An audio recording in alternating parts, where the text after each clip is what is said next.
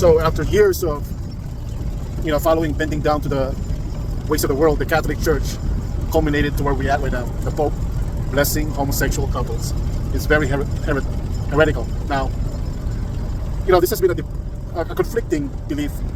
As a 43-year-old man that's been a Roman Catholic my whole life, December of last year, December 2023, challenged my belief, and it kind of, it didn't really change much because deep down inside, I always knew that God does not judge outwardly.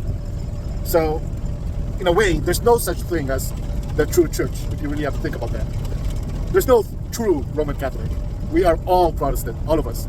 The Pope is a Protestant, the saints are Protestants, all of us are Protestants, because all of us fall short of the kingdom of God. How many Catholics miss Mass? How many Catholics miss the holidays of obligation? How many Catholics ignore the homeless people? I think that's all of us, even saints. So there's no such thing as Catholic versus Protestants, because we are all Protestants. Now, secondly, it didn't change anything. Whenever the Pope is heretical, whenever the Magisterium is heretical, all it does is reveal the truth. Don't be afraid of the truth. Don't run away from it. So all it did is just reveal something that few of us knew all along. That the Magisterium is not infallible. Obviously, I think.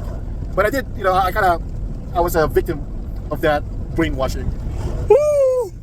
Prior to December, I was in the bandwagon of believing the Pope is only infallible in terms of teaching the morality, aka the Magisterium, prior to December.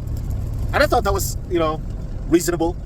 Reasonable because what are the odds of the Pope or the Bishop saying some nonsensical things like blessing homosexual couples? It is so out of touch as far as morality is concerned that it never registered into my mind that it is possible for the Pope to be that stupid.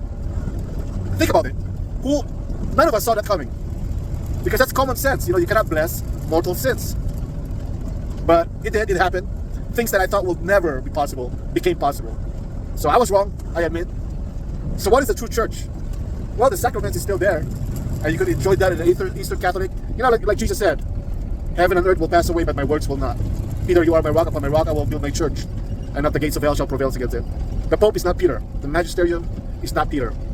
The Catholic Church is Peter, and the Catholic Church is not the Pope, it's not the Magisterium. And we already have that for over 1,000 years.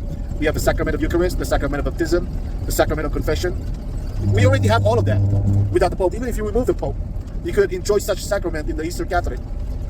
You could get that from the Eastern Catholic, you could get that from Roman Catholic. So we don't need the Pope, heretical Pope, heretical leaders. Just use your common sense. You don't need the experts to tell you what common sense is, right? Peace.